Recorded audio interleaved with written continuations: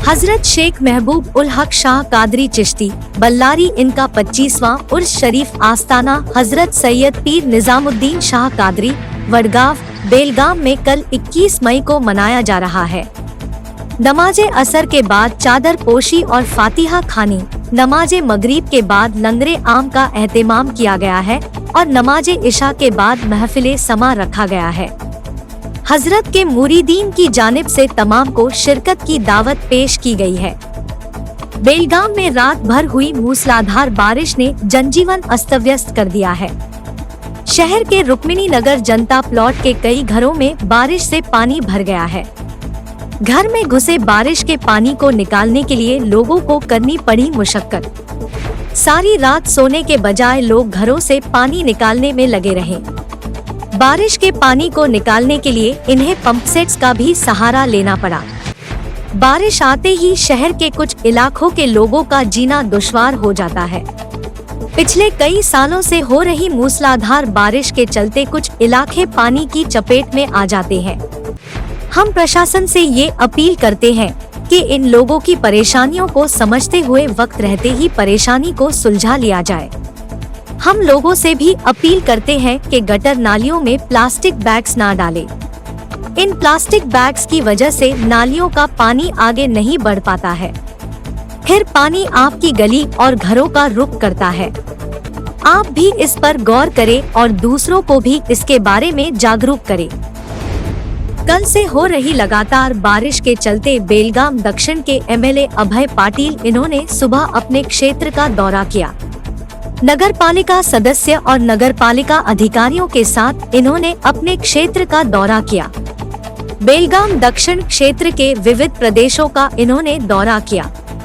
दौरे के दौरान इन्हें कहीं पर भी बारिश से हुआ नुकसान नजर नहीं आया, लेकिन इन्होंने कहा कि कुछ जगह रास्तों में कल से हो रही लगातार बारिश की वजह से पानी भरा हुआ है। विशेषವಾಗಿ ಹೋದ ವರ್ಷ ಕೆಲವೊಂದು ಏರಿಯಾನಾಗ ನೀರು ಬಂದಿತ್ತು। ವಿಶೇಷವಾಗಿ ಎಸ್ ವಿ ಕಾಲನಿ, ಮರಡ ಕಾಲನಿ, ಆಮೇಲೆ ಕರಿಯಪ್ಪ ಕಾಲನಿ, ಮಾಧವ ರೋಡ್ ಇರ್ಬೋದು, ಕಸ್ತಿನಗರ್ ಇರ್ಬೋದು, ಸೈನ್ ಏಕರ್ ಕಾಲನಿ ಇರ್ಬೋದು, ಈ ರೀತಿ ಕೆಲವೊಂದು ಕಾಲನಿಯೊಳಗೆ ನೀರು ಬಂದಿತ್ತು। ನಿನ್ನೆಯಿಂದ ಮಳೆ ಜಾಸ್ತಿ ಆಗಿದ್ದರಿಂದ ಇವತ್ತು ನಮ್ಮ ಭಾಗನ ಕೆಲವೊಂದು ನೀರು ಬಂದಿರಬಹುದು ಅಂತ ಹೇಳಿ ಕಾರ್ಪೊರೇಷನ್ ಅಧಿಕಾರಿಗಳನ್ನೇ ಸಹ ಕರ್ಕೊಂಡು ಈ ಭಾಗದಲ್ಲಿ ಸಂಚಾರ ಮಾಡಿದಾಗ ಇವತ್ತು ವಿಶೇಷವಾಗಿ ಯಾವ ಭಾಗದಾಗನೂ ನೀರು ಬಂದಿಲ್ಲ। ಬರೇ ಏನು ಮಂಗಾಯಿ ನಗರ ಅದ ಕೆರೆ ಪಕ್ಕದಲ್ಲಿ ಒಂದ್ ಸ್ವಲ್ಪ ನೀರು ಬಂದದ, ಅದ್ರ ನೀರು ಮನೆಯೊಳಗೆ ಹೋಗ್ತಿಲ್ಲ। ಮನೆಯೊಳಗೆ ಇದನ್ನಾಗಿ ಒಂದು 7-8 ಮನೆಗಳ ಎದುರಿಗೆ ನೀರು ಬಂದದ। ಅದೇ ರೀತಿ ಸಾಧಾರಣ ಕ್ರಾಸ್ದಲ್ಲಿ 6ನೇ ಕ್ರಾಸ್ದಲ್ಲಿ ಒಂದ್ ಸ್ವಲ್ಪ ಗಟರ್ ನೀರು ಒಳಗೆ ಹೋಗಿದ್ರಿಂದ ಅಲ್ಲಿ ಆ ಪರಿಸರನಾಗೂ ನೀರು ಬಂದದ। ಇವೆರಡು ಕಡೆ ಬಿಟ್ರೆ ಎಲ್ಲಿಯೂ ಈ ಸಲ ಯಾವ ವಸಾಹತ ಜಲಾವೃತ ಆಗಿಲ್ಲ। ಆದರೂ ಸಹ ಮುನ್ನೆಚ್ಚರಿಕೆ ಕ್ರಮವಾಗಿ ಎಲ್ಲೆಲ್ಲಿ ಬ್ಲಾಕ್ಗಳು ಅದಾವ ಅದನ್ನು ಕ್ಲಿಯರ್ ಮಾಡಕ್ಕೆ ಹೇಳಿದ್ದೀವಿ। ಮತ್ತು ನಮ್ಮ ನಗರ ಸೇವಕರಾಗಿ ವಿಶೇಷವಾಗಿ ಜಯಂತ್ ಜಾಧವ್ ಇರ್ಬೋದು, ಆಮೇಲೆ ನಂದೇಂದ್ರ ಇರ್ಬೋದು, ಆನಂದ್ ಚವಾಣ್ ಇರ್ಬೋದು, ಭಾಗವತ್ ಅವರು ಇರ್ಬೋದು, ರಾಜೀವ್ ಭಟ್ಕಂಡ್ ಇರ್ಬೋದು, ಅಂದ್ರೆ ಈ ಭಾಗನಾಗ ಎಲ್ಲಿ ನೀರು ಜಾಸ್ತಿ ಬರ್ತದೆ, ಸಂತೋಷ್ ಸಬ್ನಿ ಇರ್ಬೋದು, ಅದ್ರ ಜೊತೆಗೆ ನಿತಿನ್ ಗುಡ್ಸೆ ಅವರು ಎಲ್ಲರೂ। उत्तर पश्चिमी ग्रेजुएट क्षेत्र के चुनाव के चलते बीजेपी उम्मीदवार हनुमंत निरानी इन्होंने आज अपना नामांकन भरा। बेलगाम डीसी ऑफिस में चुनाव अधिकारी नितेश पाटिल को इन्होंने अपना नामांकन दिया। मुहूर्त के अनुसार नामांकन के 2 सेट सबमिट किए जाएंगे। बीजेपी उम्मीदवार हनुमंत निरानी इनको राज्यसभा सदस्य इरन्ना कडाडी और आरएस मुतालिक देसाई का समर्थन हासिल है। उत्तर पश्चिमी ग्रेजुएट क्षेत्र के बीजेपी उम्मीदवार हनुमंत निरानी इन्होंने आज बेलगाम में अपना नामांकन सबमिट करने के बाद मीडिया से बात करते हुए कहा कि यत्नाल और हमारे बीच में किसी प्रकार का राजनीतिक मतभेद नहीं है। आज मुहूर्त के अनुसार नामांकन भरा गया है। 26 मई को वरिष्ठ नेताओं, विधायकों और प्रशंसकों के साथ एक बार फिर नामांकन भरा जाएगा। इस चुनाव में हम भारी बहुमत से जीतेंगे। पिछले चुनाव में 21,650 वोटों के साथ मैंने अपनी जीत दर्ज करवाई थी। कल केंद्र मंत्री प्रहलाद जोशी बेलगाम आ रहे हैं। चुनाव कार्यालय का भी कल उद्घाटन किया जाएगा। इन्होंने कहा कि हमारे अंदर किसी भी प्रकार के मतभेद या गुट नहीं है। हम सब मिलकर चुनाव में हिस्सा लेंगे। जोशी इनके मार्गदर्शन में हम दोनों क्षेत्रों में जीत हासिल करेंगे। ಕಳೆದ 6 ವರ್ಷದ ಅವಧಿಯಲ್ಲಿ ಈ ಭಾಗದಲ್ಲಿ ಸಾಕಷ್ಟು ಪದವೀಧರರಿಗೆ ಉದ್ಯೋಗವನ್ನ ಕೊಡಿಸ್ತಕ್ಕಂತ ಕೆಲಸ ಕಾರ್ಯಗಳನ್ನ ನಾನು ಮಾಡ್ತಾ ಬಂದಿದ್ದೀನಿ. ಸರ್ಕಾರ ಮಟ್ಟದಲ್ಲಿ ಖಾಲಿ ಇರತಕ್ಕಂತ ಹುದ್ದೆಗಳನ್ನ ತುಂಬುವ ನಿಟ್ಟಿನಲ್ಲಿ ಕೂಡ ಸರ್ಕಾರದ ಮೇಲೆ ಒತ್ತಡವನ್ನು ಹೇರಿ ತುಂಬತಕ್ಕಂತ ಕೆಲಸದಲ್ಲಿ ಪ್ರಾಮಾಣಿಕ ಪ್ರಯತ್ನವನ್ನು ಮಾಡಿದ್ದೀನಿ. ಅದರ ಜೊತೆಯಲ್ಲಿ ಸಾಕಷ್ಟು ಇವತ್ತು ಖಾಸಗಿ ರಂಗದಲ್ಲಿ ಖಾಸಗಿ ಕಾರ್ಖಾನೆಗಳಲ್ಲಿ ನಿರುದ್ಯೋಗಿ ಯುವಕರಿಗೆ ಉದ್ಯೋಗವನ್ನು ಕೊಡಿಸ್ತಕ್ಕಂಥ ನಿಟ್ಟಿನಲ್ಲಿ ಸಾಕಷ್ಟು ಯುವಕರಿಗೆ ಇವತ್ತು ಕೆಲಸ ಕಾರ್ಯಗಳನ್ನು ಮಾಡಿದ್ದೀವಿ. ಈಗಾಗಲೇ ನಿರಾಣಿ ಉದ್ಯಮ ಸಮೂಹ ಸಂಸ್ಥೆಯಿಂದನೇ ಸುಮಾರು 10 ವರ್ಷಗಳವರೆಗೆ ನಾವು ಅವರಿಗೆ 10,000 ನಿರುದ್ಯೋಗಿ ಯುವಕರಿಗೆ ಉದ್ಯೋಗವನ್ನು ಕೊಡ್ತಕ್ಕಂಥ ಕೆಲಸ ಮಾಡ್ತಾ ಬಂದಿದ್ದೀವಿ. ಬರ್ತಕ್ಕಂಥ ದಿನಮಾನಗಳಲ್ಲಿ ಇನ್ನಷ್ಟು ಈ ಭಾಗದಲ್ಲಿ ಉದ್ಯಮಿಗಳು ಬರಬೇಕು, ಉದ್ಯೋಗ ಸೃಷ್ಟಿ ಆಗಬೇಕು ಅಂತಕ್ಕಂಥ ನಿಟ್ಟಿನಲ್ಲಿ ಉದ್ಯಮಿ ಹಾಗೂ ಉದ್ಯೋಗ ನೀಡುವಂತಕ್ಕಂಥ ಘೋಷವಾಕ್ಯ ಮುರುಗೇಶನ ನಿರಾಣಿ ಅವರು ಮಾಡಿದ್ದಾರೆ. ಅವ್ರ ಜೊತೆಯಲ್ಲಿ ನಾವು ಕೂಡ ಕೈ ಜೋಡಿಸಿ ಆ ಕಾರ್ಯವನ್ನು ಮಾಡ್ತೀವಿ. ಬೇರೆ ಬೇರೆ ಖಾಸಗಿ ರಂಗದಲ್ಲಿಯೂ ಕೂಡ ಸಾಕಷ್ಟು ಜನರಿಗೆ ಉದ್ಯೋಗವನ್ನು ಕಲ್ಪಿಸತಕ್ಕಂಥ ನಿಟ್ಟಿನಲ್ಲಿ ಈ ಭಾಗದಲ್ಲಿ ಕೆಲಸ ಮಾಡ್ತೀನಿ ಅನ್ನುವಂಥ ಮಾತನ್ನ ಹೇಳಿಕೆ ಬಯಸ್ತಾ ಇದ್ದಾರೆ. ನಾಳೆ ನಮ್ಮ ಕೇಂದ್ರ ಸಚಿವರಾಗಿರ್ತಕ್ಕಂಥ ಸನ್ಮಾನ್ಯ ಪ್ರಹ್ಲಾದ್ ಜೋಶಿ ಅವರು ಬರ್ತಕ್ಕಂಥ ವಿಚಾರ ಈಗಾಗಲೇ ಫಿಕ್ಸ್ ಆಗಿದೆ. ಆ ಸಂದರ್ಭದಲ್ಲಿ ಎಲ್ಲ ಹಿರಿಯರನ್ನ, ಪಕ್ಷದ ಮುಖಂಡರನ್ನ, ಶಾಸಕರನ್ನ, ಸಂಸದರನ್ನ ಕರೆದು ಪಕ್ಷದ ಸಂಘಟನೆ ಮತ್ತು ಚುನಾವಣೆಯ ರೂಪರೇಷೆಗಳ ಬಗ್ಗೆ ಅವರು ಸುದೀರ್ಘವಾಗಿ ಚರ್ಚೆಯನ್ನ, ಮೀಟಿಂಗ್ ಅನ್ನ ಮಾಡ್ತಕ್ಕಂಥವರಾಗಿದ್ದಾರೆ. ಮತ್ತೆ ನಾಳೆ ಕೂಡ ಇಲ್ಲೊಂದು ಚುನಾವಣಾ ಕಾರ್ಯಾಲಯವನ್ನು ಕೂಡ ನಾವು ಉದ್ಘಾಟನೆ ಮಾಡ್ತೀವಿ. ನಂತರ ಕಾರ್ಯಕರ್ತರ ಜೊತೆಗೆ ಸಭೆಯನ್ನ ಮಾಡ್ತಾ ಇದ್ದಾರೆ. ವಿಸ್ತೃತವಾಗಿರ್ತಕ್ಕಂಥ ವಿವರನ್ನ ಮತ್ತೆ ನಮ್ಮ ಸಮಾನ ಮಾಡುವಂತ ಪ್ರಯತ್ನ ಜೋಶಿ ಅವರು ಹೇಳಲಿಕ್ಕೆ ಕೊಟ್ಟಿದಾರ ಅಂತ 3 ಜಿಲ್ಲೆಯ ನಾಯಕರನ್ನ ಕರೆಸಿ ಸಭೆ ಮಾಡೋದು ಏನೊಂದು ಭಿನ್ನಮತ ಬಣ ರಾಜಕಾರಣ ಇದೆ. ನಮ್ಮಲ್ಲಿ ಯಾವುದೇ ಭಿನ್ನಮತ ಬಣ ರಾಜಕೀಯ ಇಲ್ಲ. ನಾವೆಲ್ಲರೂ ಭಾರತೀಯ ಜನತಾ ಪಕ್ಷದಲ್ಲಿ ಒಂದಾಗಿದ್ದೀವಿ, ಒಕ್ಕಟ್ಟಾಗಿ ಚುನಾವಣೆಯನ್ನು ಎದುರಿಸ್ತೀವಿ. ಚುನಾವಣೆ ಪೂರ್ವಭಾವಿಯಾಗಿ ಪಕ್ಷದ ಹಿರಿಯರಾಗಿ ನಮ್ಮೆಲ್ಲರಿಗೂ ಮಾರ್ಗದರ್ಶನ ಮಾಡ್ತಾರೆ. ಅವ್ರ ಮಾರ್ಗದರ್ಶನದಲ್ಲಿ ಶಿಕ್ಷಕರ ಕ್ಷೇತ್ರ ಮತ್ತು ಪದವೀಧರ ಕ್ಷೇತ್ರ ಎರಡೂ ಕ್ಷೇತ್ರದಿಂದ ನಾವು ಗೆಲ್ಲುವಂತ ವಿಶ್ವಾಸ ನಮಗಿದೆ. ಭಿನ್ನಮತ ಇಲ್ಲ ನಾ ಹೇಳ್ತಾ ಇದ್ದೀನಿ, ಯಾವುದೇ ಭಿನ್ನಮತ ಇಲ್ಲ. ಚುನಾವಣೆ ಬಂದಾಗ ನಾವೆಲ್ಲರೂ ಒಂದಾಗಿ ಕೆಲಸ ಮಾಡ್ತೀವಿ. ಸರ್, ಈಗ ಯತ್ನಾಳ್ ಅವರು ಪದೇ ನಿಮ್ಮ ಬಗ್ಗೆ ಆಗ್ಲಿ ಆಗ್ಬೋದಾ? ಯತ್ನಾಳ್ ಅವರು ನಮ್ಮ ಪಕ್ಷದ ನಾಯಕರು, ಸಂಪೂರ್ಣವಾಗಿ ನಮ್ಮ ಬೆಂಬಲ ಇದೆ. ಅವ್ರ ವಿಶ್ವಾಸದಿಂದ ನಾವು ಚುನಾವಣೆಯಲ್ಲಿ ಇರ್ತಾ ಇದ್ದೀವಿ. ಅಂದ್ರೆ ಅವ್ರಿಗೆ ಏನಾದ್ರು ಮಾತಾಡಿದ್ದೀರಾ ಪ್ರಚಾರ? ವೈಯಕ್ತಿಕ ಏನಾದ್ರು ಭಿನ್ನಾಭಿಪ್ರಾಯ ಇರ್ಬೋದು. ರಾಜಕಾರಣದಲ್ಲಿ ನಮ್ಗೆ ಅವ್ರಿಗೆ ಯಾವುದೇ ಭಿನ್ನಾಭಿಪ್ರಾಯ ಇಲ್ಲ. ನಮ್ಮ ಪಕ್ಷದಲ್ಲಿ ಅವರು ಭಾಜಪದ प्रमुखराಗಿ ಕೆಲಸ ಮಾಡ್ತಾರೆ। बेलगाम में राज्यसभा सदस्य ईरन्ना कडाडी इन्होंने मीडिया से बात करते हुए कहा कि पिछले बार का चुनाव अलग था और इस बार का चुनाव अलग है। इसके साथ चुनावी रणनीति भी अलग है। ये चुनाव बेलगाम, विजयपुर और बागलकोट जिलों से संबंधित चुनाव है। हनुमंत निरानी और अरुण शाहपुर दोनों ही मजबूत उम्मीदवार है। इन्हें लेकर पार्टी के नेताओं में कोई मतभेद नहीं है। ये जागरूक मतदाताओं का चुनाव है, यहाँ दूसरा कुछ भी वर्कआउट नहीं होता है। गुट राजनीति और यत्नाल पर बात करते हुए इन्होंने कहा कि कोई भी कुछ भी कहे, लेकिन पार्टी के मामले में हम सब मिलकर काम करते हैं, यही बीजेपी की विशेषता है। कांग्रेस पर टिप्पणी करते हुए इन्होंने कहा कि हमारे मतभेदों की ओर झांकने के बजाय कांग्रेस अपने बल पर पार्टी का गठन कर ले। ರಾಜಕಾರಣವೇ ಬೇರೆ ಆಗಿತ್ತು, ಈ ಬಾರಿಯ ರಾಜಕಾರಣ ಮತ್ತು ಅದರ ಸ್ಟ್ರಾಟಜಿನೇ ಬೇರೆ ಇದೆ. ಮತ್ತು ಈ ಸಲ ಬೆಳಗಾವಿ ಜಿಲ್ಲೆ ಒಂದೇ ಅಲ್ಲ, ಬಾಗಲಕೋಟ್ ಮತ್ತು ಬಿಜಾಪುರ ಜಿಲ್ಲೆಯಲ್ಲಿ ಒಳಪಟ್ಟಿರೋದ್ರಿಂದ ಮತ್ತು ನಿರಾನಿ ಅವರು ಕೂಡ ಒಂದು ಬಹಳ ಪ್ರಬಲವಾದಂಥ ಅಭ್ಯರ್ಥಿ. ನಮ್ಮ ಶಿಕ್ಷಕ ಕ್ಷೇತ್ರದ ಅರುಣ್ ಶಾಪೂರ್ ಕೂಡ ಅತ್ಯಂತ ಸಕ್ರಿಯ ಅಭ್ಯರ್ಥಿ. ಹೀಗಾಗಿ ಈ ಇಬ್ಬರು ಅಭ್ಯರ್ಥಿಗಳ ಬಗ್ಗೆ ಯಾವುದೇ ನಾಯಕರಲ್ಲಿ ಭಿನ್ನಮತ ಇಲ್ಲ, ಯಾವುದೇ ತಪ್ಪು ಅಭಿಪ್ರಾಯ ಇಲ್ಲ. ಅಲ್ಲ, ಇದು ಈ ಚುನಾವಣೆ ಪ್ರಜ್ಞಾವಂತ ಮತದಾರರ ಚುನಾವಣೆ, ಗ್ರಾಜ್ಯುಯೇಟ್ ಅಂದ್ರೆ ಪದವೀಧರರು ಮತ್ತು ಶಿಕ್ಷಕ. ಹೀಗಾಗಿ ಇಲ್ಲಿ ಆ ತರದ ಯಾವುದೇ ವ್ಯವಸ್ಥೆಗಳು ಕೆಲಸ ಮಾಡ್ಲಿಕ್ಕೆ ಸಾಧ್ಯ ಇಲ್ಲ ಮತ್ತು ನಮ್ಮಲ್ಲಿ ಕೂಡ ಆ ತರದ ಯಾವುದೇ ಬೆಳಗಾವಿ ಒಳಗೆ ಒಂದ್ ಕಡೆ ಬನ ರಾಜಕೀಯ, ಇನ್ನೊಂದ್ ಕಡೆ ವಿಜಯಪುರದಲ್ಲಿ ಯತ್ನಾಳ್ ಅವರದ್ದು ಹೇಳಿಕೆಗಳು, ಇವೆಲ್ಲವೂ ಕೂಡ ನಿಮ್ಮ ಅಭ್ಯರ್ಥಿಗಳ ಇದ್ರ ಮೇಲೆ ಪರಿಣಾಮ ಬೀರಲ್ಲ. ಯಾರೇ ಏನೇ ಹೇಳಿಕೆ ಕೊಟ್ಟರು ಪಕ್ಷದ ಚುನಾವಣೆ ಬಂದಾಗ ಎಲ್ಲರೂ ಒಕ್ಕಟ್ಟಾಗಿ ಕೆಲಸ ಮಾಡುವಂತದ್ದು ಭಾರತೀಯ ಜನತಾ ಪಾರ್ಟಿಯ ಮೊದಲಿನಿಂದ ವೈಶಿಷ್ಟ್ಯದ. ಪಕ್ಷದ ಕೆಲಸ ಎಲ್ಲರೂ ನಿಶ್ಚಿತವಾಗಿ ಮಾಡ್ತಾರೆ. ಪ್ರಹ್ಲಾದ್ ಜೋಶಿ ಅವರು ಏನು ಸಭೆ ಕರೆದಿದ್ದಾರೆ, ಎಲ್ಲಾ ಜಿಲ್ಲೆಯ ನಾಯಕರು ಬರ್ತಾರೆ ಎಂಬ ವಿಶ್ವಾಸ ಇದೆ. ನಿಶ್ಚಿತವಾಗಿ ಎಲ್ಲರೂ ಬರ್ತಾರ. ಯಾರಿಗ್ ಬರ್ಲಿಕ್ಕೆ ಆಗುದಿಲ್ಲ ಅವರು ಕಾರಣ ಹೇಳಿ ಬಿಟ್ಟಿರ್ತಾರ. ಮತ್ತು ಬಿಟ್ರ ಅಂದ ಕೂಡಲೇ ಅದು ಭಿನ್ನ ಮತ ಅನ್ನುವಂಥದ್ದಲ್ಲ. ಅಲ್ಲ ಅವ್ರಿಗೆ ಪ್ರತಿ ಸರಿನೂ ಹಿಂಗೆ ಸರ್. ಈಗ ಪಕ್ಷದ ಚುನಾವಣೆ ಬಂದಂತ ಸಂದರ್ಭದಲ್ಲಿ ಕಾರಣಗಳು ಹೇಳುವಂತದ್ದು ಎಷ್ಟರ ಮಟ್ಟಿಗೆ ಸರ್? ಯಾಕಂದ್ರೆ ಲಾಸ್ಟ್ ಟೈಮ್ ಕೂಡ ಸಿಎಂ ಅವ್ರು ಬಂದ್ರು, ಎಲ್ಲಾ ಶಮನ ಮಾಡ್ತೀವಿ ಅಂತಂದ್ರು, ಆದ್ರೂ ಆಗ್ಲಿಲ್ಲ. ಈ ಸರಿ ಪ್ರಹ್ಲಾದ್ ಜೋಶಿ ಅವ್ರು ಬರ್ತಾ ಇದಾರೆ. ಸೊ ಈ ಸರಿ ಅಂತದೊಂದು ಈಗ ಈ ಚುನಾವಣೆಗೆ ಸಂಬಂಧಪಟ್ಟಂಗೆ ಯಾರು ಎಲ್ಲರೂ ಬರ್ತಾರೆ, ಬಹುತೇಕ ಎಲ್ಲರೂ ಭಾಗವಹಿಸ್ತಾರೆ. ಒಂದ್ ವೇಳೆ ಭಾಗವಹಿಸಕ್ ಸಾಧ್ಯ ಇಲ್ಲ ಅಂದ್ರೆ ಚುನಾವಣೆ ಕಾರ್ಯಕ್ಕೆ ಯಾವುದೇ ರೀತಿ ತೊಂದರೆ ಆಗದಂತ ರೀತಿಯೊಳಗೆ ಅವ್ರು ಸ್ಟ್ರಾಟಜಿ ಮಾಡ್ತಾರೆ ಎಲ್ಲರೂ. ಅದು ನಿಮಗೂ ಗೊತ್ತದ. ಅದ್ರ ಬಗ್ಗೆ ಹೆಚ್ಚು ನಾವು ಮಾತಾಡುವಂತ 3 ಜಿಲ್ಲೆಗಳಲ್ಲಿ ಅತಿ ಹೆಚ್ಚು ಮತದಾರರು ಬೆಳಗಾವಿ ಜಿಲ್ಲೆ.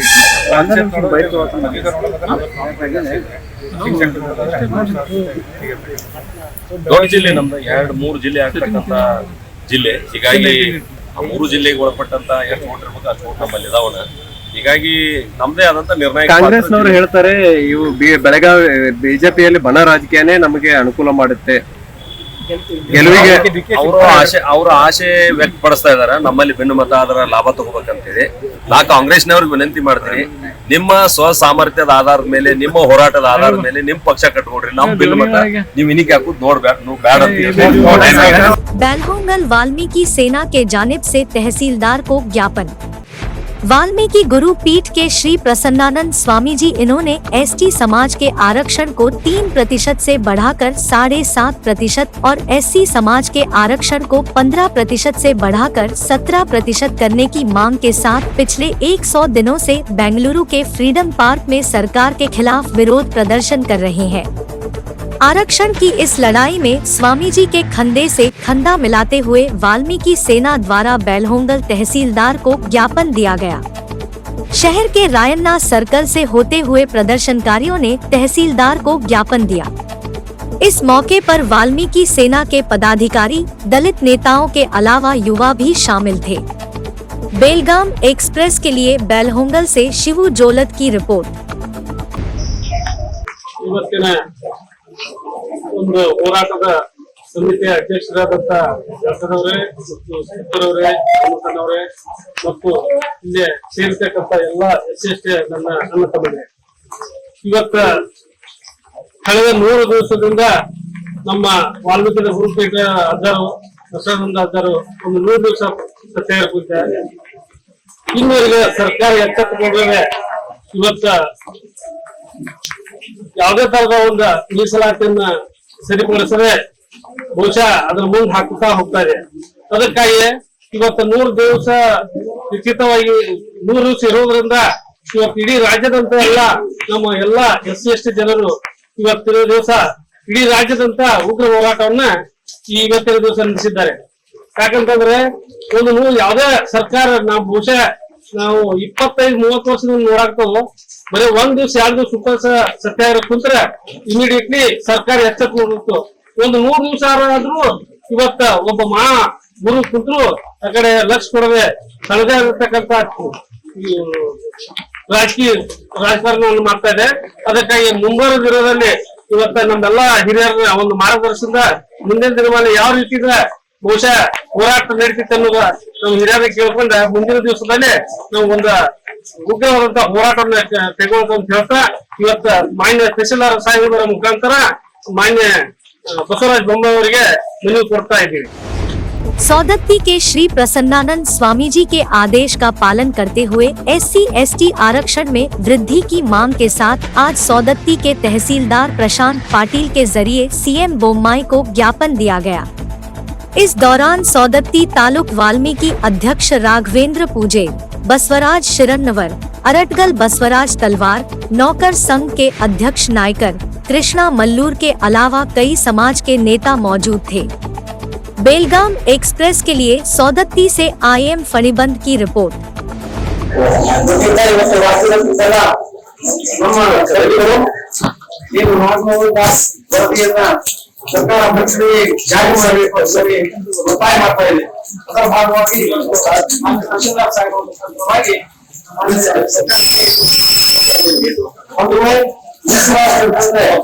ಕೇವಲ ನಮ್ಮ ಅಷ್ಟೇ ಅಲ್ಲ, ಇವತ್ತು ಎಲ್ಲಾ ಜಾತಿ ಜನಾಂಗಕ್ಕೆ ಅದು ಹೆಚ್ಚಾಗಿದೆ. ಏನು ಸರ್ಕಾರ 50% ಗಿಂತ ಹೆಚ್ಚು ಮಾಡುವ ಅಂತ ಹೇಳಿ ಹೊರಟಿದ್ದಾರೆ. ಇದನ್ನ ಏನಾದ್ರು ನಮ್ಮ ಸಂವಿಧಾನದ ತಿದ್ದುಪಡಿಯ ಮುಖಾಂತರ ಅವರನ್ನ ನಮ್ಮ ಆತ್ಮಹತ್ಯೆ 7% ಮಾಡ್ಬೇಕಂತ ಅವರು ವರದಿಯನ್ನು ಕೊಟ್ಟಿದ್ದಾರೆ. ಅವರು ಜಾರಿ ಮಾಡಲೇಬೇಕು ಎನ್ನುವುದಂದ್ರೆ ನಮ್ಮ ಜನಾಂಗಕ್ಕೆ ಮಾತ್ರ ಇಲ್ಲ, ಎಲ್ಲರಿಗೂ ಸಹಿತ ಮೀಸಲಾತಿ ಐತಿ. ಮೊನ್ನೆ ಕೇಂದ್ರ ಸರ್ಕಾರ ಏನು ವಿಚಾರ ಮಾಡೋದೇ 10% ಮೀಸಲಾತಿಯನ್ನು ಹೆಚ್ಚು ಮಾಡಿ ಆರ್ಥಿಕವಾಗಿ ಹಿಂದುಳಿದ ಅಂತ ಮಾಡಿದರೆ.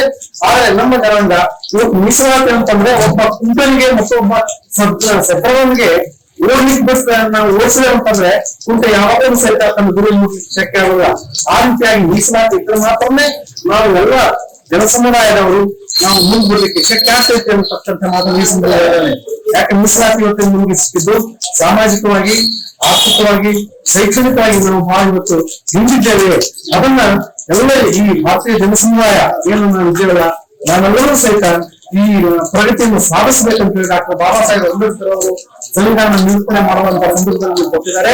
ಆದ್ರೆ ಇವತ್ತು ಜನಸಂಖ್ಯೆ ಆಧಾರದಲ್ಲಿ ಅದು ಬಹಳ ಇವತ್ತು ಕಡಿಮೆ ಆಗ್ತೈತಿ, ಅದನ್ನು ಹೆಚ್ಚು ಮಾಡಬೇಕು ಅಂತ ಹೇಳಿ ಆನಂದದಾಸರ ವರದಿಯನ್ನ ಒಪ್ಕೋಬೇಕು ಅಂತ ಈ ಮೂಲಕ ಹೇಳ್ತಾ ನನ್ನ नेगिलियोगी रैत संघ के राज्य अध्यक्ष रवि पाटिल इन्होंने केंद्र और राज्य सरकार को लिया आड़े हाथों।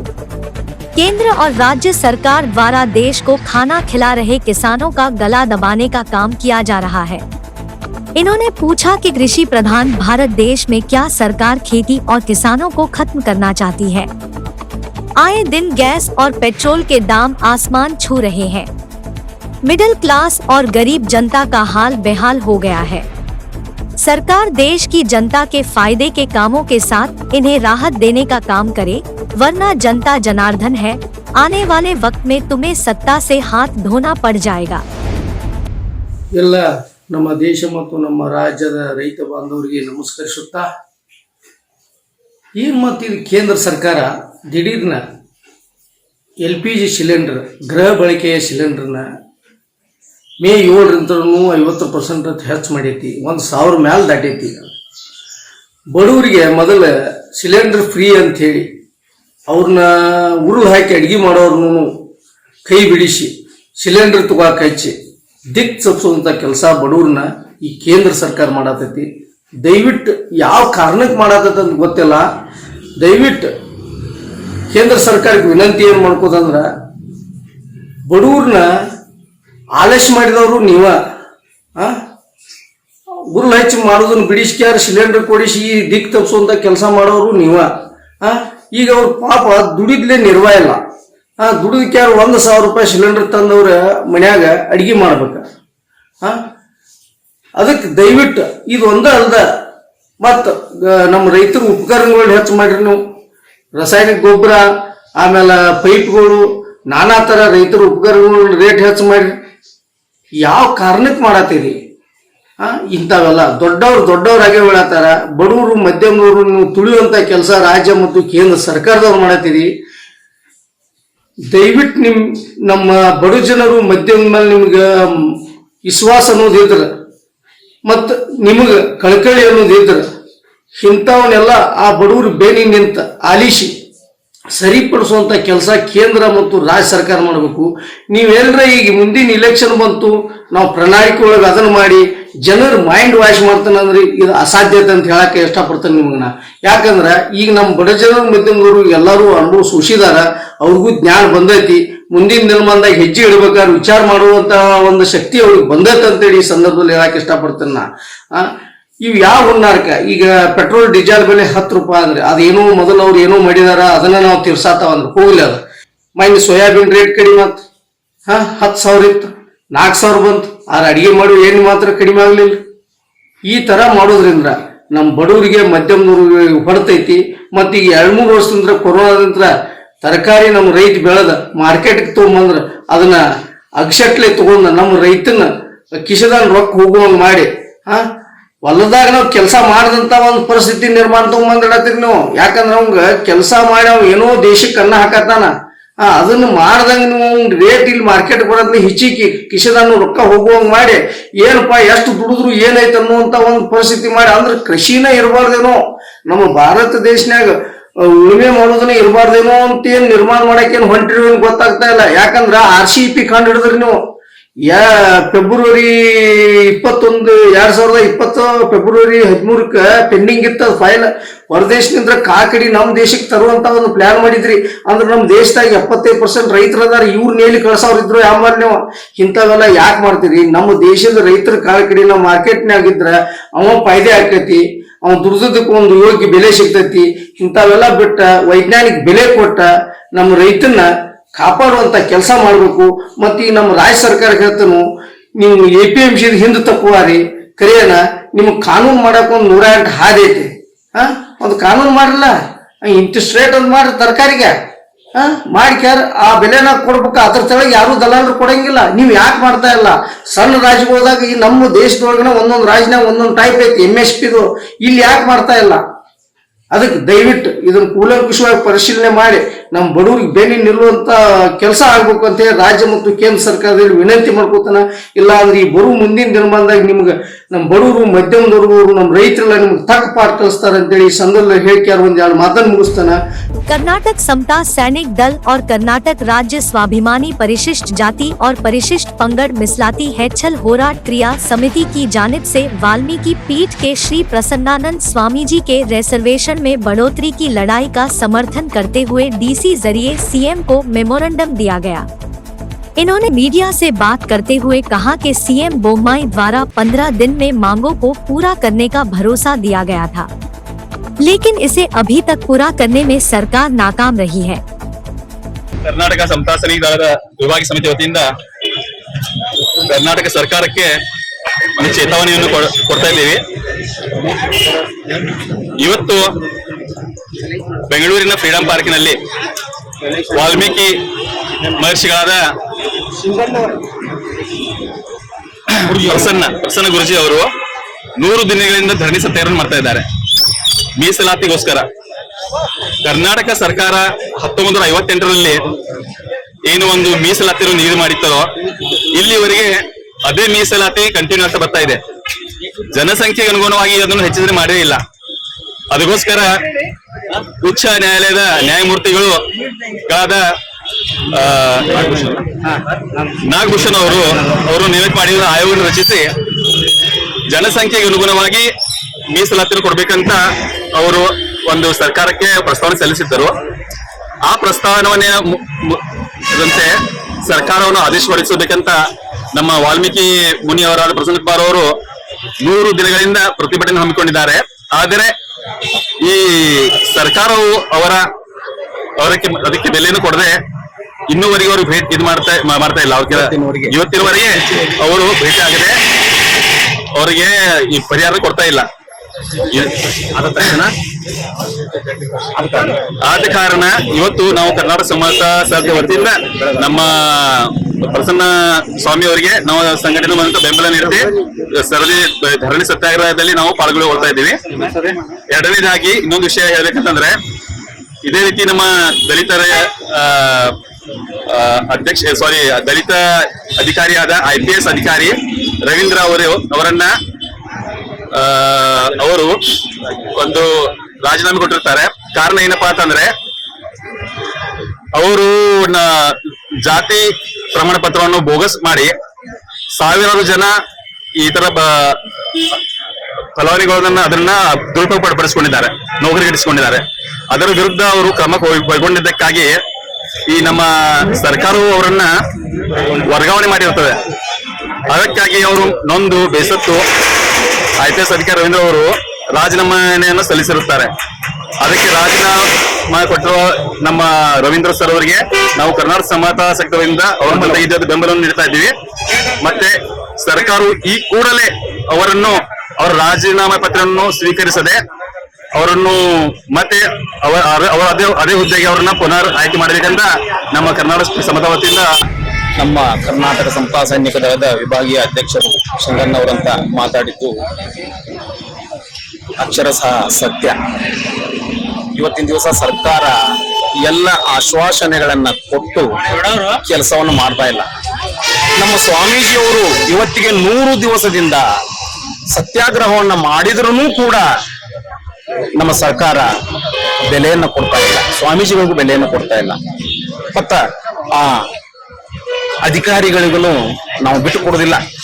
ಒಳ್ಳೆಯ ಕೆಲಸವನ್ನ ಮಾಡುವಂತ ಯಾವುದೇ ವ್ಯಕ್ತಿ ಆಗಲಿ ಅವರನ್ನು ನಾವು ಬಿಟ್ಟು ಕೊಡುವುದಿಲ್ಲ. ಕರ್ನಾಟಕ ಸಮತಾ ಸೈನಿಕದವರು ಇವತ್ತಿನ ದಿವಸ ಸರ್ಕಾರಕ್ಕೆ ನಾವು ಖಡಕ್ ಆದಂತ ಏನ ಎಚ್ಚರಿಕೆಯನ್ನು ಕೊಡ್ತಾ ಇದೀವಿ ಅಂತಂದ್ರೆ, ಇದೇ ರೀತಿ ಮುಂದುವರೆದಿದ್ದ ಆದ್ರೆ ಕರ್ನಾಟಕ ಸಮತಾ ಸೈನಿಕ ದಳದ ಅಖಂಡ ಕರ್ನಾಟಕದ ಎಲ್ಲ ಕಾರ್ಯಕರ್ತರು ಪದಾಧಿಕಾರಿಗಳು ಸೇರಿ ದೊಡ್ಡ ಪ್ರಮಾಣದ ಪ್ರತಿಭಟನೆಯನ್ನ ಬೆಂಗಳೂರು ವಿಧಾನಸಭಾಕ್ಕೆ ನಾವು ಹೋಗ್ತೀವಿ ಅನ್ನುವಂತ ಎಚ್ಚರಿಕೆಯನ್ನ ನಾವು ಇವತ್ತು ಸರ್ಕಾರಕ್ಕೆ ಕೊಡ್ತಾ ಇದ್ದೀವಿ. ದಯವಿಟ್ಟು ಸರ್ಕಾರ ಎಚ್ಚೆತ್ತುಕೊಂಡು ಎಲ್ಲ ಕೆಲಸ ಕಾರ್ಯಗಳಲ್ಲಿ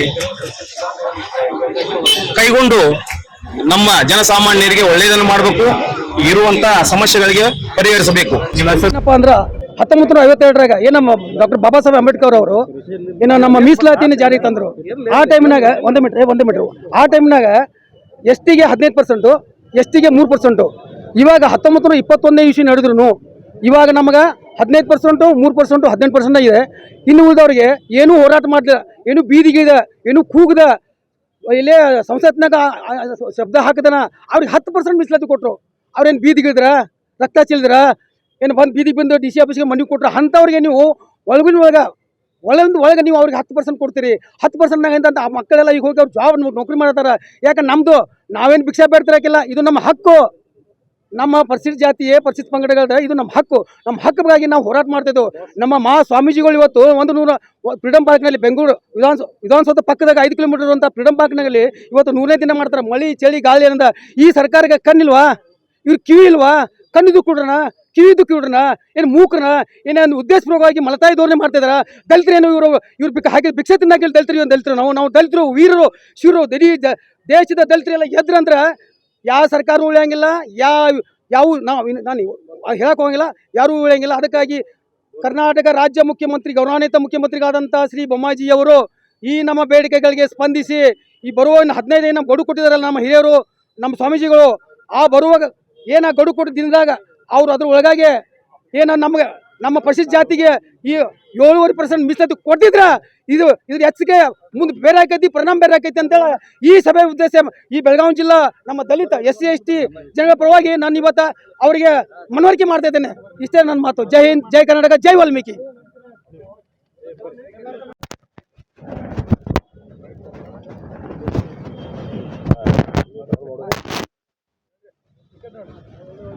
ಬೆಳಗಾವಿ ಜಿಲ್ಲೆಯ ವಾಲ್ಮೀಕಿ ಸಮಾಜ ಮತ್ತು ಇತರ ನಮ್ಮ ದಲಿತ ಸಮುದಾಯದ ಕಾರ್ಯಕರ್ತರೆಲ್ಲ ಇವತ್ತು ಜಿಲ್ಲಾಧಿಕಾರಿ ಮುಖಾಂತರ ಮುಖ್ಯಮಂತ್ರಿಗೆ ನಾವು ಮನವಿ ಪತ್ರವನ್ನು ಅರ್ಪಿಸ್ತಾ ಇದ್ದೇವೆ. ಕರ್ನಾಟಕ ರಾಜ್ಯದಲ್ಲಿ ಕಳೆದ 4 ತಿಂಗಳುಗಳಿಂದ ಇವತ್ತಿಗೆ 100 ದಿನ ನಮ್ಮ ವಾಲ್ಮೀಕಿ ಸಮುದಾಯದ ಜಗದ್ಗುರುಗಳಾದ ಶ್ರೀ ಪ್ರಸನ್ನಾನಂದಪುರಿ ಮಹಾಸ್ವಾಮಿಗಳು ಬೆಂಗಳೂರಿನ ಫ್ರೀಡಂ ಪಾರ್ಕ್ನಲ್ಲಿ ಪರಿಶಿಷ್ಟ ಜಾತಿ ಪರಿಶಿಷ್ಟ ಪಂಗಡಗಳಿಗೆ ಮೀಸಲಾತಿಯಲ್ಲಿ ಹೆಚ್ಚುವರಿ ಆಗಬೇಕು ಅಂತಕ್ಕಂಥ ಒಂದು ಉದ್ದೇಶವನ್ನು ಇಟ್ಟುಕೊಂಡು, ಸಮಗ್ರ ದಲಿತ ಸಮುದಾಯದ ಅಭಿವೃದ್ಧಿಯ ಉದ್ದೇಶವನ್ನು ಇಟ್ಟುಕೊಂಡು ಧರಣಿ ನಿರತರಾಗಿದ್ದಾರೆ. ರಾಜ್ಯ ಸರ್ಕಾರದ ಪ್ರತಿನಿಧಿಯಾಗಿ 4-5 ಜನ ಮುಖ್ಯ ಮಂತ್ರಿಗಳು ಗೋವಿಂದ ಕಾರಜೋಳ ಅವರ ನೇತೃತ್ವದಲ್ಲಿ ಬಂದು ನಮ್ಮ ಧರಣಿ ನಿರತ ಸ್ವಾಮೀಜಿ ಅವರಿಗೆ ಆಶ್ವಾಸನೆ ಕೊಟ್ಟಿದ್ದರು ಮುಖ್ಯಮಂತ್ರಿ ಬಸವರಾಜ ಬೊಮ್ಮಾಯಿ ಅವರು. 15 ದಿನದಲ್ಲಿ ನಾವು 7% ಮೀಸಲಾತಿಯನ್ನು ಹೆಚ್ಚಳ ಮಾಡ್ತೇವೆ, ನೀವು ಈ ಆಂದೋಲನವನ್ನು ಬಿಟ್ಟು ಬನ್ನಿ ಅಂತ ಹೇಳಿದರು.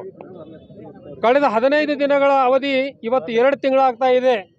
ಸರ್ಕಾರ ಮಾತು ಕೊಟ್ಟು ನಮ್ಮನ್ನು ಮೋಸ ಮಾಡ್ತಕ್ಕಂಥ ಕೆಲಸ ಮಾಡಿದೆ. ಮಾತು ಕೊಟ್ಟು ನಮ್ಮ ಸಮುದಾಯವನ್ನು ವಂಚಿಸ್ತಕ್ಕಂಥ ಕೆಲಸವನ್ನು ರಾಜ್ಯ ಸರ್ಕಾರ ಮಾಡಿದೆ. ಆ ಸರ್ಕಾರದ ಮಾತು ಕೊಟ್ಟು ವಂಚನೆ ಮಾಡಿರ್ತಕ್ಕಂಥ ಅವರ ಕೃತ್ಯ ವಿರುದ್ಧ ನಾವು ಇವತ್ತೆಲ್ಲ ರಾಜ್ಯಾದ್ಯಂತ ಹೋರಾಟ ಮಾಡ್ತಾ ಇದ್ದೇವೆ. ಸನ್ಮಾನ್ಯ ಗುರುಗಳು ದಲಿತ ಸಮುದಾಯದ ಸಮಗ್ರ ಅಭಿವೃದ್ಧಿಗಾಗಿ ಧರಣಿಯನ್ನು ಕುಂತಿದ್ರು. ಮೀಸಲಾತಿ ನಮ್ಮ ಜನ್ಮಸಿದ್ಧ ಹಕ್ಕು. ಡಾಕ್ಟರ್ ಬಾಬಾ ಸಾಹೇಬ್ ಅವರು ನೀಡಿರ್ತಕ್ಕಂಥ ಆ ಹಕ್ಕು ಆ ಮೀಸಲಾತಿ ನಮ್ಮ ಜನ್ಮಸಿದ್ಧ ಹಕ್ಕು, ಅದು ಭಿಕ್ಷೆ ಅಲ್ಲ. ಆದ್ದರಿಂದ ನಮ್ಮ ಹಕ್ಕನ್ನು ನಾವು ಗಳಿಸಿಕೊಳ್ಳುವುದಕ್ಕಾಗಿ, ನಮ್ಮ ಹಕ್ಕನ್ನು ನಾವು ಉಳಿಸಿಕೊಳ್ಳುವುದಕ್ಕಾಗಿ ಇವತ್ತು ಹೋರಾಟ ಮಾಡ್ತಾ ಇದ್ದೇವೆ. ಬೆಳಗಾವಿ ಜಿಲ್ಲೆಯಲ್ಲಿ ಅನೇಕ ತಾಲೂಕುಗಳಲ್ಲಿ ರಸ್ತೆ ತಡೆಯನ್ನು ಮಾಡ್ತಾ ಇದ್ದಾರೆ ನಮ್ಮ ಎಲ್ಲ ಬಂಧುಗಳು, ದಲಿತ ಬಂಧುಗಳು. ಆದ್ದರಿಂದ ಸರ್ಕಾರಕ್ಕೆ ನಾನು ಈ ವೇದಿಕೆ ಮುಖಾಂತರ ಎಚ್ಚರಿಕೆಯನ್ನು ಕೊಡಬಯಸ್ತೇನೆ. ಇನ್ನು 15 ದಿನಗಳ ಒಳಗಾಗಿ ಮುಖ್ಯಮಂತ್ರಿ ಬಸವರಾಜ ಬೊಮ್ಮಾಯಿ ಅವರು ಒಂದು ವೇಳೆ ಮೀಸಲಾತಿಯನ್ನು ಕೊಡದಿದ್ದರೆ, ಮೀಸಲಾತಿ ಹೆಚ್ಚುವರಿ ಮಾಡಿ ಆದೇಶ ಹೊರಡಿಸಿದ್ರೆ ಅವರ ಸರ್ಕಾರ ಬೀಳುತ್ತೆ. ಅವರ ಸರ್ಕಾರವನ್ನು ಬೀಳಿಸ್ತಕ್ಕಂಥ ಶಕ್ತಿ ದಲಿತ ಸಮುದಾಯದ ಕೈಯಲ್ಲಿದೆ. ಇದನ್ನ ಬಸವರಾಜ ಬೊಮ್ಮಾಯಿಯವರು ನೆನಪು ಮಾಡಿಕೊಳ್ಬೇಕು. ಈ 15 ದಿವಸಗಳ ನಂತರ ರಾಜ್ಯವ್ಯಾಪಿ ಮತ್ತು ಬೆಳಗಾವಿ ಜಿಲ್ಲಾ ವ್ಯಾಪ್ತಿಯಲ್ಲಿ ಅತ್ಯಂತ ಉಗ್ರವಾದ ಹೋರಾಟವನ್ನ ಮಾಡ್ತೇವೆ. ಬೇಡರು, ಹೋರಾಟಗಾರರು, ದಲಿತರು, ಹೋರಾಟಗಾರರು ಇದನ್ನ ಅರ್ಥಕೊಂಡು ರಾಜ್ಯ ಸರ್ಕಾರದ ಎಚ್ಚರಿಕೆ ಹೆಜ್ಜೆ ಇಡಬೇಕು. ರಾಜ್ಯ ಸರ್ಕಾರ ಒಂದು ವೇಳೆ ಮತ್ತೆ ಅದೇ ದಾಟಿಯನ್ನ ಮುಂದುವರಿಸಿದ್ರೆ ಇಡೀ ರಾಜ್ಯಾದ್ಯಂತ ಉಗ್ರವಾದ ಹೋರಾಟವನ್ನು ನಾವು ಮಾಡ್ತೇವೆ. 15ನೇ ದಿನಗಳ ನಂತರ ನಾವು ಇಡೀ ಬೆಳಗಾವಿ ಜಿಲ್ಲೆಯಲ್ಲಿ ಅತ್ಯಂತ ಉಗ್ರವಾದ ಹೋರಾಟವನ್ನು ಮಾಡ್ತೇವೆ. ಅದು ಏನಾದರೂ ಹೆಚ್ಚು ಪರಿಣಾಮ ಆದರೆ ಈಗಾಗಲೇ ಫ್ರೀಡಂ ಪಾರ್ಕ್ ಬೆಂಗಳೂರಿನಲ್ಲಿ 3 ದಿವಸ ಸತ್ಯಾಗ್ರಹವನ್ನು ಮಾಡೋದ್ರ ಮುಖಾಂತರ ಈ ರಾಜ್ಯದ ಏಳಿಗೆಗೆ, ಈ ರಾಜ್ಯದ ನಮ್ಮ ಸಮುದಾಯಗಳಿಗೆ ಮೀಸಲಾತಿಯನ್ನು ನೀಡಬೇಕು. ನಮ್ಮ ಸಮುದಾಯ ಶೈಕ್ಷಣಿಕವಾಗಿರಬಹುದು, ನಮ್ಮ ಸಮುದಾಯ ಆರ್ಥಿಕವಾಗಿರಬಹುದು, ನಮ್ಮ ಸಮುದಾಯ ಎಲ್ಲ ರಂಗದಲ್ಲೂ ಕೂಡ ಮುಂದೆ ಬರಬೇಕಂತ ಹೇಳಿ ಮಾನ್ಯ ನಮ್ಮ ಜಗದ್ಗುರುಗಳು ಏನು ಧರಣಿಯನ್ನು ಕುಂತಿದ್ದಾರೆ. ಅದಕ್ಕೆ ಮಾನ್ಯ ಸರ್ಕಾರ ಅಗೌರವ ತೋರದೆ ಅವರ ಮನವಿಯನ್ನು ಸ್ವೀಕಾರ ಮಾಡಿ ನಮಗೆ 7% ಮೀಸಲಾತಿಯನ್ನು ಹೆಚ್ಚಿಸಿದರೆ ನಾವು ಇವತ್ತು ಎಲ್ಲ ನಮ್ಮ SC/ST ಸಮುದಾಯದವರು ಅವರಿಗೆ ಅಭಿನಂದನೆಗಳನ್ನು ಹೇಳ್ತೀವಿ. ಏನಾದರೂ ಒಂದು ವೇಳೆ ನೀವು ಮೀಸಲಾತಿ ಕೊಡದೇ ಇದ್ದರೆ ಈ ರಾಜ್ಯದಲ್ಲಿ ಏನಾಗುತ್ತೆ, ಕ್ರಾಂತಿಕಾರಿಯನ್ನು ನಡೆಯುತ್ತೆ ಅನ್ನುವಂಥ ಮಾತನ್ನು ಈ ಸಂದರ್ಭದಲ್ಲಿ ನಾವು ಎಚ್ಚರಿಕೆಯನ್ನು ನೀಡ್ತೀವಿ. ದಯಮಾಡಿ ಮುಖ್ಯಮಂತ್ರಿಗಳು ಇದನ್ನು ಎಚ್ಚೆತ್ತುಕೊಳ್ಬೇಕಂತ ಹೇಳಿ ಈ ಮೀಸಲಾತಿಯನ್ನು ನೀಡಬೇಕಂತೇಳಿ ಮನವಿಯನ್ನು ಮಾಡ್ಕೊಳ್ತಾ ಇದ್ದೀವಿ. हमें सपोर्ट करने के लिए YouTube चैनल को सब्सक्राइब करें, Facebook पेज को लाइक और फॉलो करें। इस वीडियो को शेयर करना ना भूलें। देश और दुनिया की मौजूदा हालात पर अपनी नजर बनाए रखने के लिए देखते रहिए बी चैनल, कलम हमारी आवाज आपकी।